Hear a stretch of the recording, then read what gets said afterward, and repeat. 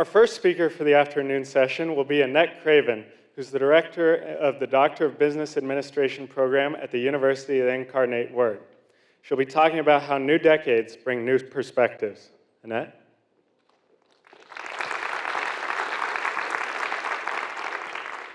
Thank you, Kyle. I like movies. Do you like movies? Anybody ever seen Rush Hour with Jackie Chan and Chris Rock? My favorite line is in this movie.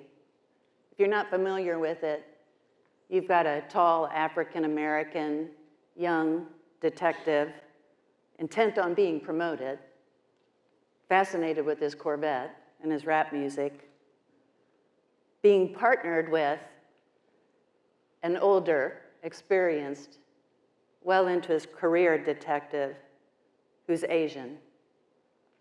And of course, the first assumption is that they can't understand each other.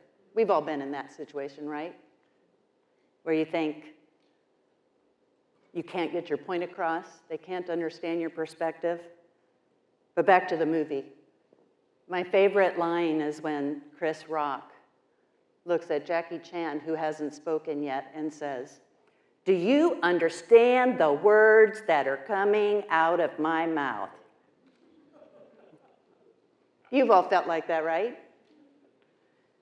We've all been in a situation where we felt out of place, or we felt like the fifth wheel, or we didn't look like the people around us, or maybe we didn't speak the same language. And the thing that was of most concern to us was, how am I going to get my point across? How am I going to communicate? I liked what Dr. Chang Levine said earlier today, that she loves her job, because that's the way I feel. I'm one of those lucky individuals who gets up every morning and looks forward to what I'm going to do that day, because I never do the same thing twice. And I get to tell people what to do all the time and get paid for it. It doesn't get much better than that. But the downside is, as a professor, I have to worry about keeping my students' attention, because unlike you, they are a captive audience. They have to be there. So how do I do that? How do I communicate? Because the students in my classroom are all graduate students. The majority of them work full-time, predominantly Hispanic or international. The smallest percentage of my classes have English as a first language. They're of varying ages and varying stages in their career. I have to somehow give each of them the information that they need to grow, but I also have to capture their interest. Because I've chosen the one profession that you have to go to school for the longest period of time. You're on probation for 6 years. Oh, and then when they decide whether or not they're going to keep you, everybody has a say. And you only get 2 promotions in your life. Who picks a career like that?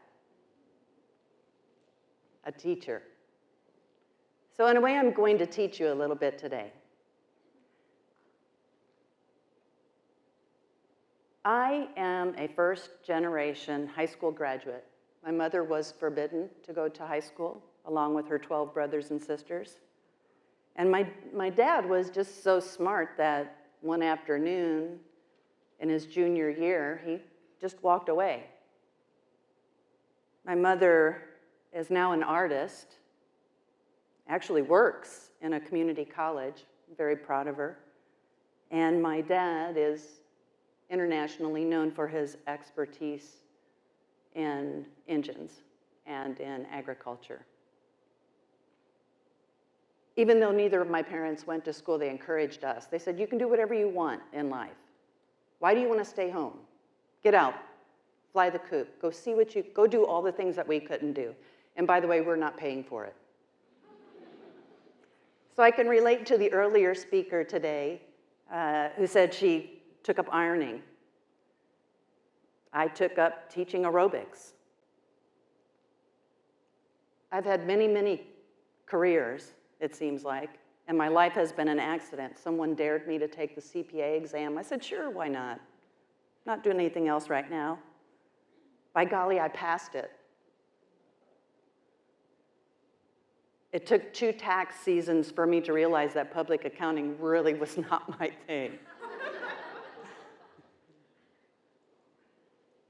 As a child, I always told my parents I was never going to get married unless we lived in separate houses.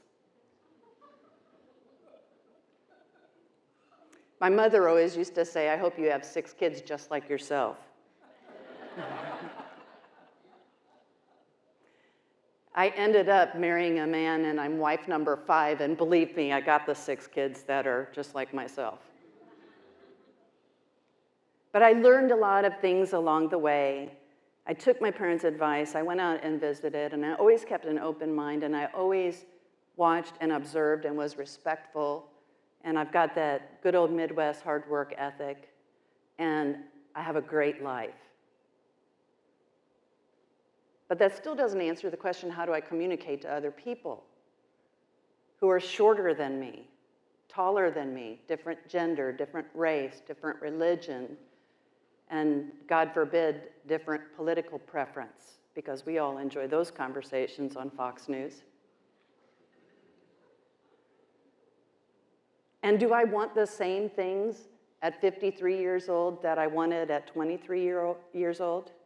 No, I think we can all safely say that what we wanted as a teenager, we don't want as a 20-year-old, 30-year-old, 40-year-old. So let me take you back to my classroom. I teach professional communication. When the students come into the class, they're already thinking, OMG, I've got Craven. She's known for working us to death and expecting high standards. How am I going to make it through this class? They're dreading it. And they think I'm going to focus on grammar, dotting your I's, crossing your T's. And I'm really not concerned about that. Should have got that in grade school. The first thing I tell them when they walk into the room is presentation is 99% of the sale. And I ask them what I mean by that. And they proceed to tell me about how to do a PowerPoint. It takes them a while, but pretty soon they figure out that what I'm saying is how you present your perspective, your persona, is how others are going to perceive you and treat you. If you don't respect yourself and demonstrate that through speech and action, others are not going to respect you either. And yes, we can talk about all the things about diversity, but you're going to get that in the workplace. I don't need to talk about that. What you're most concerned about, the reason you're in my classroom, is because at some point along the way, you decided life wasn't where you wanted it to be, and you want to do something different. And you're paying a lot of money to be here. So they're quite surprised when I bring in a big old cowboy who had a former life as a professor at the Air Force Academy, then became a consultant, made millions, only to find out that what he really wanted to do was to have a little ranch and be a cowboy. And then I bring in an internationally renowned hairstylist, picked the shyest individual in the room and asked them to come down, and we cut their hair in front of the class. Is that scary or what? But the rest see this transformation. They see this young man go from bangs covering his glasses to an amazingly handsome individual. And as he's getting his hair cut, his shoulders come back, and he starts to smile, and he starts to look at people in the eyes. And while the stylist is doing their thing, I'm talking about perception management. And without them knowing, I'm asking them things like, what characteristics would you describe about young Jonathan? And they're so focused on what's going on that they don't realize that I've asked those same questions throughout and their answers have changed. So then I start talking about their decades of life and what they can expect. Anybody remember the terrible teens? Anybody want to go back to those? Acne, trying to be thin, getting your driver's license, going on your first date, or not. Your parents are not very smart when you're a teenager, am I right? Yeah. Tremulous 20s, what's going on in our 20s?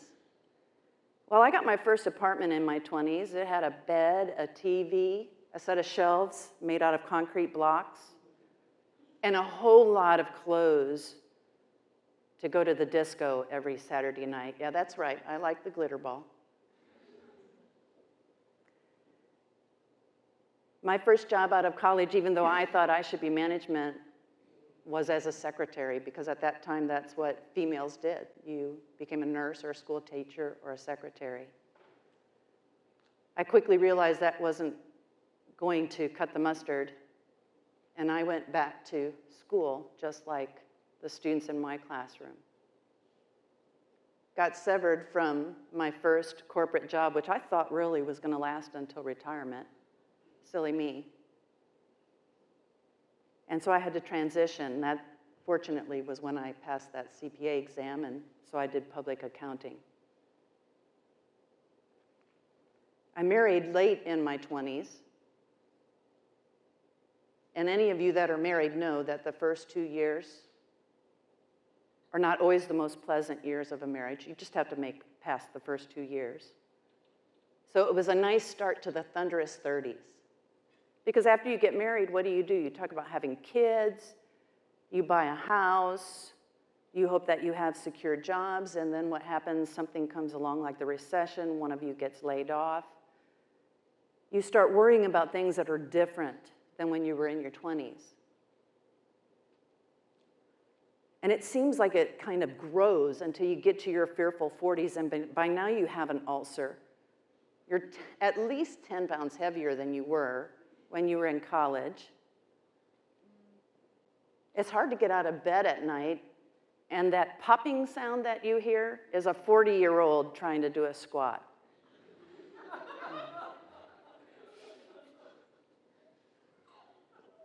'40s are very anxious.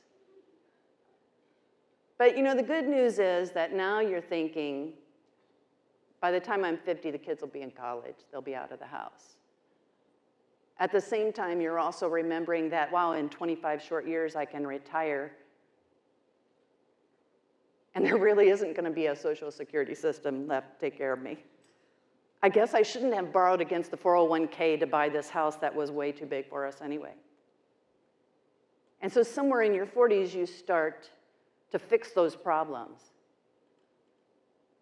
Enter the fabulous 50s. Do you know what it's like to say, I have lived half a century? I'm closer to death than I am to birth. I don't have to go through all that stuff. There's only 15 years to retirement. Thank God I panicked in my 40s because I got a financial investor. I invested wisely. I don't have to worry about how thin I am. I really don't want to date. I don't have to look for a new job. I don't have to take work home with me anymore. Guess what? You fire me. Walmart needs greeters.